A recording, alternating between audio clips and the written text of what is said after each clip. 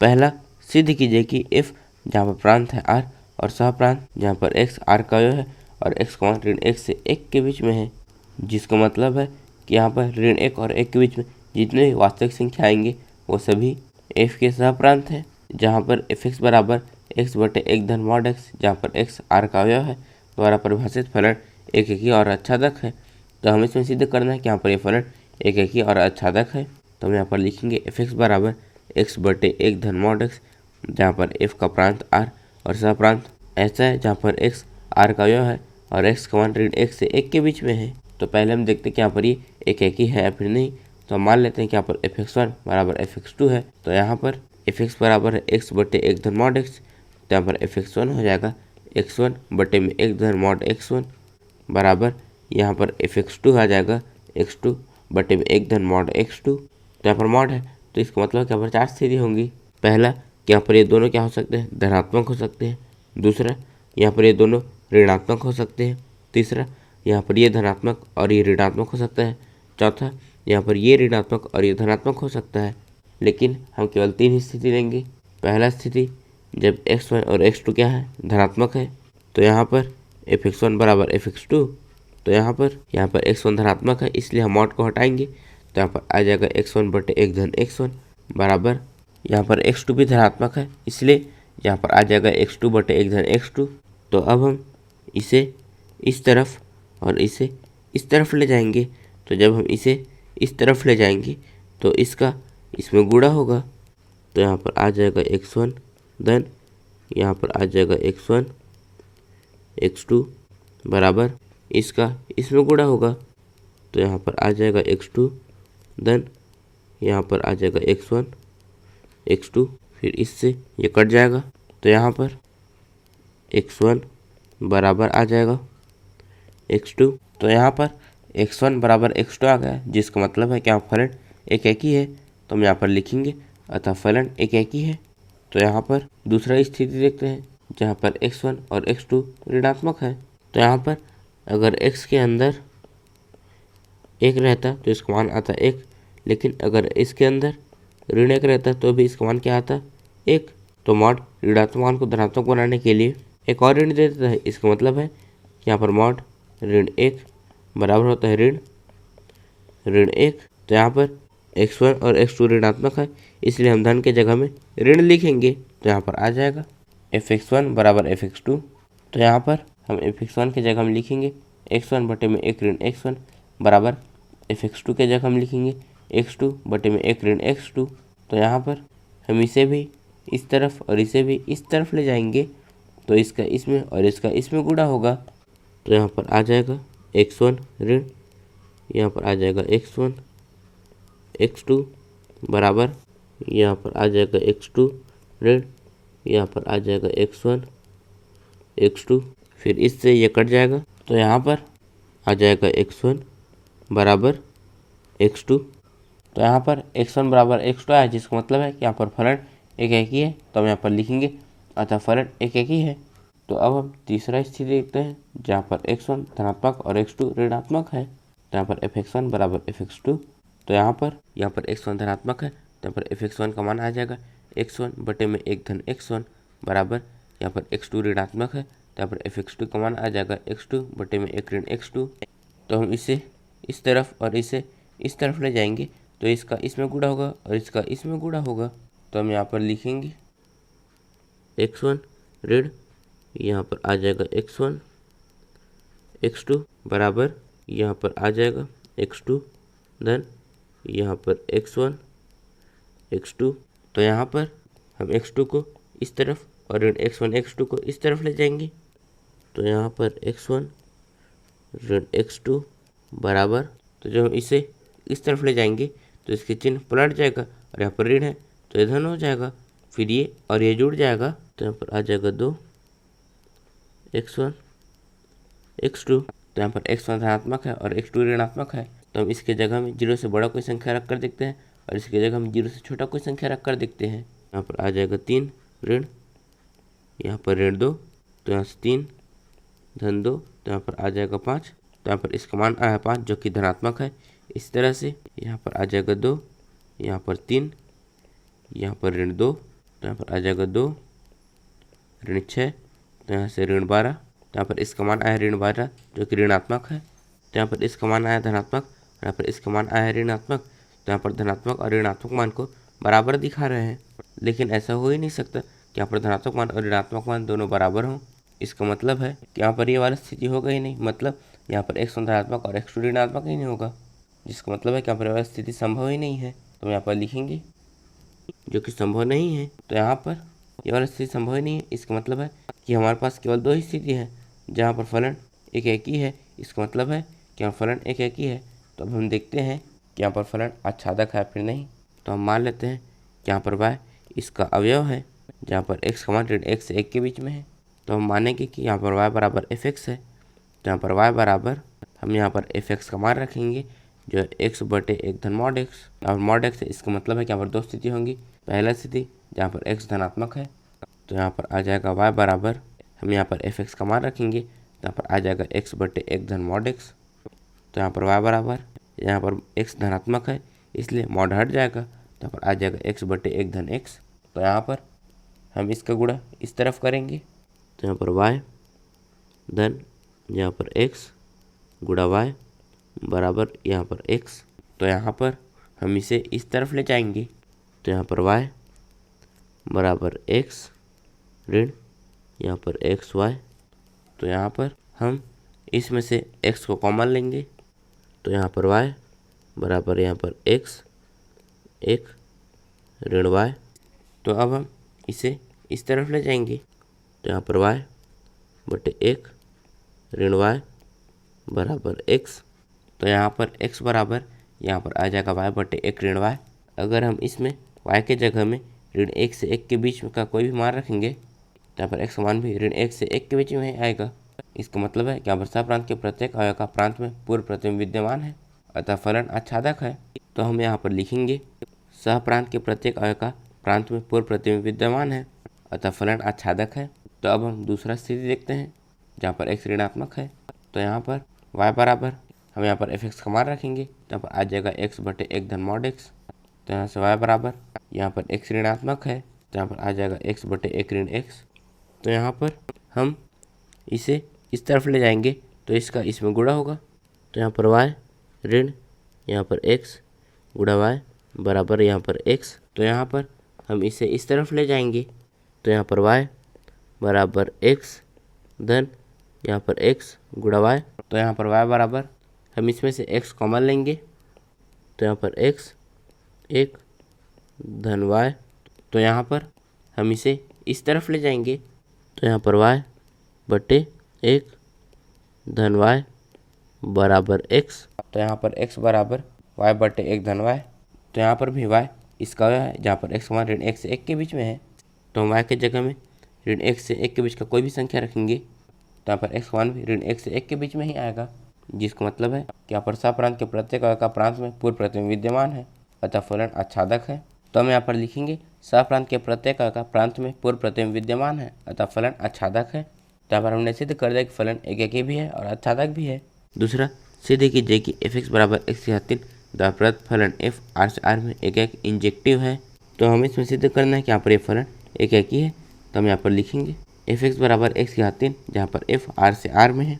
तो हम देखते हैं कि यहाँ पर ये एक ही है फिर नहीं। तो यहाँ पर ये है R और ये है R, और यहाँ पर ये है fx बराबर x की घात 3।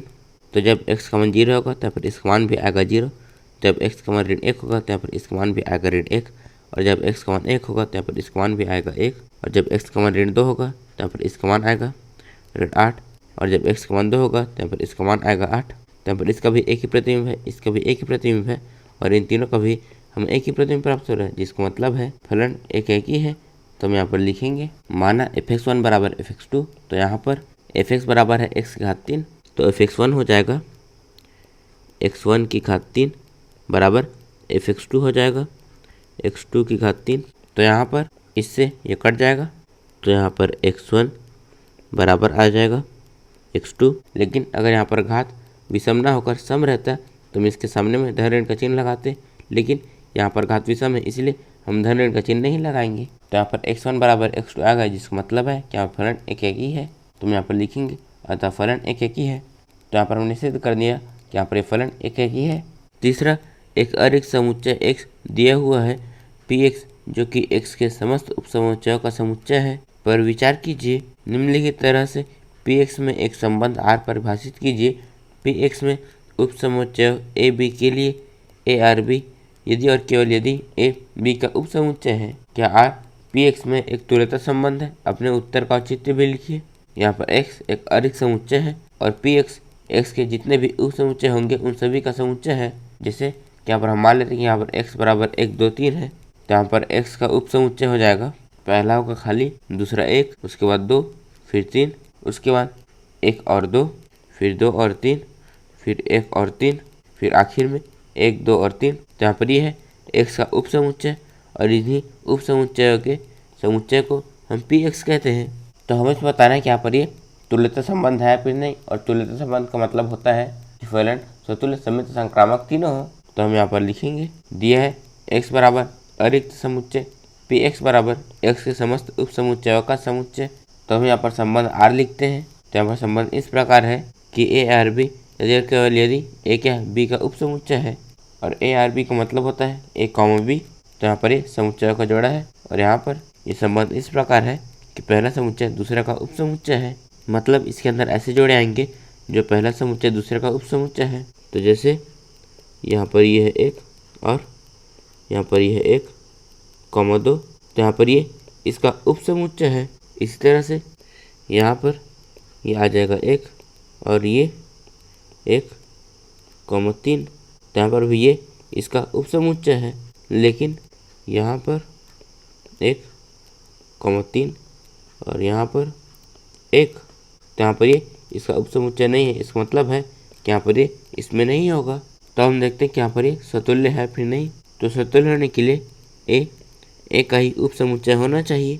तो हर समुच्चय खुद का उपसमुच्चय होता है, इसका मतलब है कि और संबंध स्वतुल्य है। तो हम यहाँ पर लिखेंगे, यहाँ a का उपसमुच्चय है, इसका मतलब है कि यहाँ पर a, R का अवयव है, अतः संबंध R स्वतुल्य है।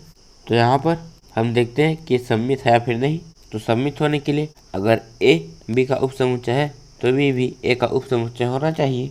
तो यहाँ पर यह है 1 और यह है 1, 2, तो यहाँ पर ये है a और यह है b। तो यहाँ पर ये इसका उपसमुच्चय है, लेकिन यहाँ पर ये इसका उपसमुच्चय नहीं है। इसी तरह से यदि a b का उपसमुच्चय है तो जरूरी नहीं है कि b भी हमेशा a का उपसमुच्चय हो।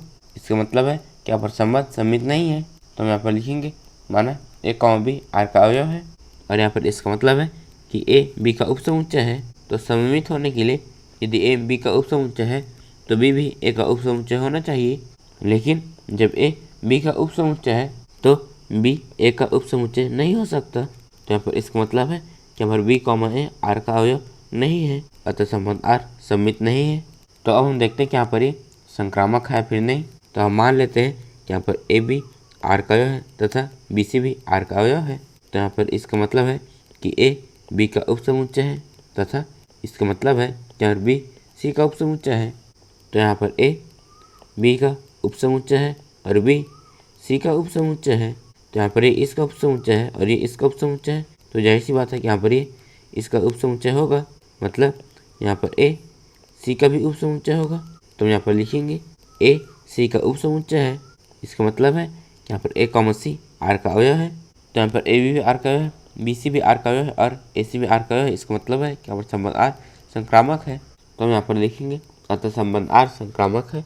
तो यहाँ पर संबंध स्वतुल्य तथा संक्रामक है किंतु सममित नहीं है। इसका मतलब है कि संबंध तुल्यता संबंध नहीं है। तो हम यहाँ पर लिखेंगे, यहाँ संबंध स्वतुल्य तथा संक्रामक है किंतु सममित नहीं है, अतः संबंध तुल्यता संबंध नहीं है। चौथा समुच्चय 1 2 3 से लेकर n तक से स्वयं तक के समस्त आच्छादक फलनों की संख्या ज्ञात कीजिए। तो इसमें इस समुच्चय का इसी समुच्चय से आच्छादक फलनों की संख्या को ज्ञात करना है। तो जैसे यहाँ पर एक समुच्चय है 1 2 3, तो हमें इस समुच्चय का इसी समुच्चय से आच्छादक फलनों की संख्या ज्ञात करना है। तो इस समुच्चय का इसी समुच्चय से आच्छादक फलनों की संख्या होगी 6, क्योंकि इसमें 3 अवयव हैं। तो 3 का फैक्टोरियल और 3 का फैक्टोरियल होता है 6। इस तरह से यहाँ पर यह समुच्चय, फिर हम इस समुच्चय का इसी समुच्चय से आच्छादक फलनों की संख्या ज्ञात करेंगे। तो इसमें 4 अवयव है। इसका मतलब है यहाँ पर आच्छादक फलनों की संख्या है 4 फैक्टोरियल, और यहाँ पर यह समुच्चय, तो हम इसमें इस समुच्चय का इस समुच्चय से आच्छादक फलनों की संख्या ज्ञात करना है और इसमें अवयव की संख्या है n। इसका मतलब है यहाँ पर आच्छादक फलनों की संख्या होगी n फैक्टोरियल। तो हम यहाँ पर लिखेंगे समुच्चय 1 2 3 से लेकर n से स्वयं तक के आच्छादक फलनों की संख्या n फैक्टोरियल है। पांचवा, मान लीजिए कि a बराबर ये और b बराबर ये और f और g a से b में है। क्रमशः fx बराबर है x का वर्ग ऋण x, जहाँ पर x क्या है, a का अवयव है, तथा gx बराबर 2 मॉड x ऋण 1/2 ऋण 1, जहाँ पर x a का अवयव है। द्वारा परिभाषित फलन है। क्या f तथा g समान है? अपने उत्तर का औचित्य भी बतलाइए। तो हमें इसे बताना है कि यहाँ पर ये और ये समान है या फिर नहीं। मतलब हमें इसमें एफ ए बराबर जी ए ज्ञात करना है, जहाँ पर ए का अवयव है।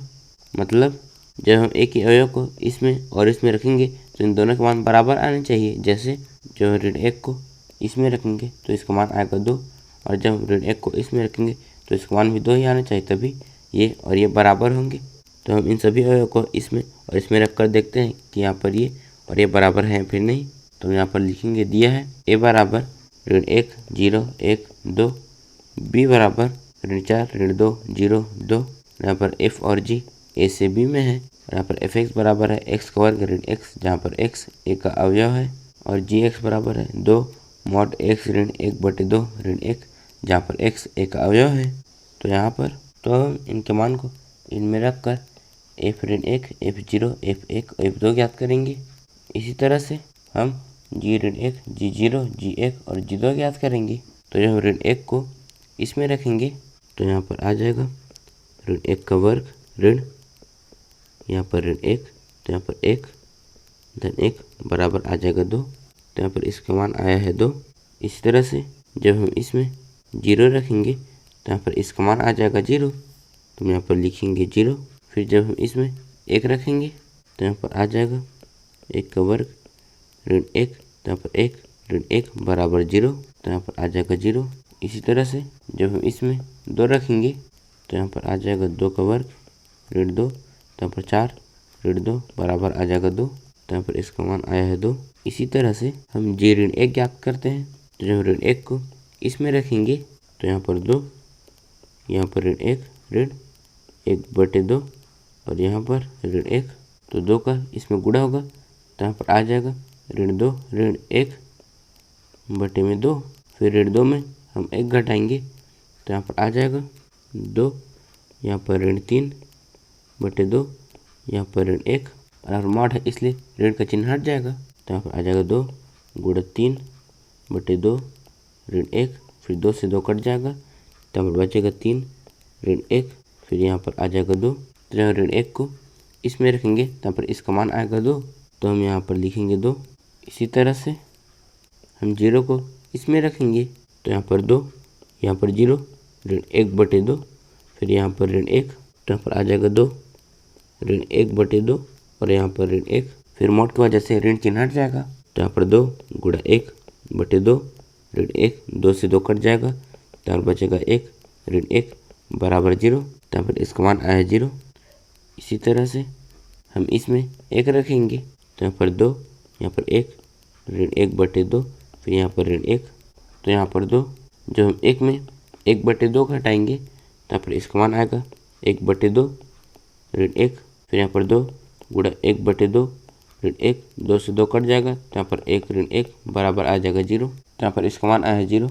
इसी तरह से हम इसमें 2 रख कर देखते हैं तो यहाँ पर 2 ऋण 1/2, यहाँ पर ऋण 1, तो यहाँ पर 2, हम 2 का इसमें गुणा करेंगे तो यहाँ पर 4 ऋण 1/2, फिर हम 4 में 1 घटाएंगे तो यहाँ पर आ जाएगा 3/2 ऋण 1, तो 2 गुणा 3/2 ऋण 1, फिर 2 से 2 कट जाएगा तो यहाँ पर 3 ऋण 1 बराबर 2। तो यहाँ पर इसका मान आया 2। तो यहाँ पर एफ ऋण 1 का मान आया 2 और जी ऋण 1 का मान भी आया 2। इस तरह से f0 का मान 0, g0 का मान 0, f1 का मान 0, g1 का मान 0, f2 का मान 2 और g2 का मान 2 आया है। तो यहाँ पर इन दोनों का मान बराबर है, इसका मतलब है कि यहाँ पर f और g समान है। तो हम यहाँ पर लिखेंगे यहाँ fa बराबर g है फॉर ऑल a जो a का अवयव है, अतः f और g समान है। छठवां, यदि a बराबर 1 2 3 हो तो ऐसे संबंध जिनमें अवयव 1 2 तथा 1 3 हो और जो स्वतुल्य तथा सममित हो किंतु संक्रामक नहीं है की संख्या है a1 B2 C3 D4। तो हमें इसमें उस संबंध की संख्याओं को ज्ञात करना है जिसमें ये अवयव भी उपस्थित हो और वो संबंध स्वतुल्य सममित हो किंतु संक्रामक ना हो। तो हम यहाँ पर लिखेंगे, यहाँ पर A बराबर 1 2 3। तो अब हम A क्रॉस A ज्ञात करेंगे। तो पहले यहाँ पर आ जाएगा 1,1, फिर 1,2, फिर 1,3, फिर 2,1, फिर 2,2, फिर 2,3, फिर 3,1, फिर 3,2, फिर 3,3। तो हमें यहाँ पर संबंध बनाना है जब हर पहले संबंध क्या हो, स्वतुल्य हो। मतलब हम इसमें इनके द्विक को पहले लिखेंगे तभी वो संबंध क्या होगा, स्वतुल्य होगा।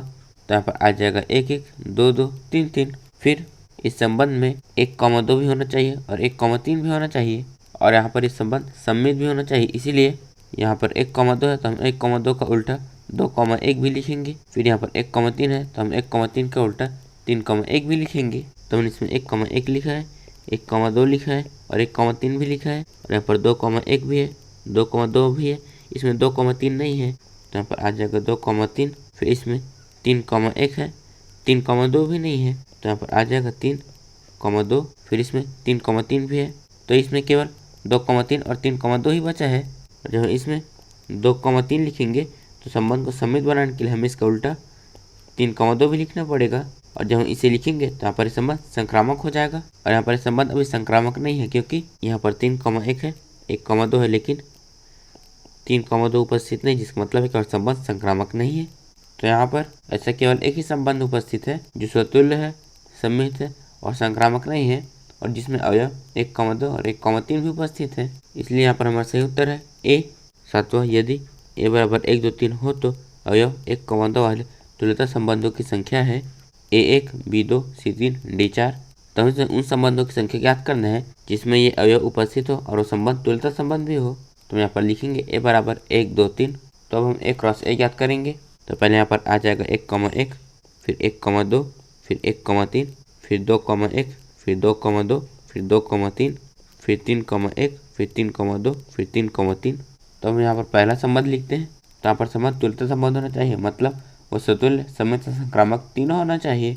तो स्वतुल्य होने के लिए संबंध में इनके द्विक मौजूद होने चाहिए। तो यहाँ पर आ जाएगा 1,1, 2,2, 3,3 और इसमें 1,2 भी उपस्थित होना चाहिए। तो यहाँ पर 1,2 और सम्मित होने के लिए इसका उल्टा मतलब 2,1 भी उपस्थित होना चाहिए। तो यहाँ पर ये संबंध स्वतुल्य, सम्मित और संक्रामक तीनों है क्योंकि यहाँ पर 1 2 है, 2 1 है और 1,1 भी उपस्थित है, जिसका मतलब है संबंध संक्रामक है। तो अब यहाँ पर 1,3, 3,1 और 2,3, 3,2। यहाँ पर एक संबंध तो बन गया जहाँ पर संबंध तुल्यता संबंध भी है और उसमें ये अवयव भी उपस्थित है। तो यहाँ पर केवल ये अवयव उपस्थित है तो हम इनकी सहायता से दूसरा संबंध बनाते हैं। तो पहले हम यहाँ पर लिखेंगे 1 1 2 2 3 3, फिर 1,2 और 2,1। तो हमें बचा है 1,3। तो संबंध को सम्मित बनाने के लिए अगर यहाँ पर 1,3 है तो हम इसको उल्टा 3,1 भी लिखेंगे। फिर यहाँ पर बचा है 2,3 तो हम इसको उल्टा 3,2 भी लिखेंगे। तो यहाँ पर यह संबंध स्वतुल्य है, सम्मित है और संक्रामक भी है क्योंकि यहाँ पर 1 3 है, 3 1 है और 1 1 भी उपस्थित है। इसी तरह से 2 3 है, 3 2 है और 2 2 भी उपस्थित है। तो यहाँ पर ऐसे केवल 2 ही संबंध संभव है जो तुल्यता संबंध हो और उसमें अवयव 1,2 भी उपस्थित हो। इसलिए यहाँ पर हमारा सही उत्तर है B। इस प्रश्नावली के नोट्स आप नीचे डिस्क्रिप्शन में दी लिंक से डाउनलोड कर सकते हैं और ऐसी वीडियोस के लिए चैनल को सब्सक्राइब जरूर करें। धन्यवाद।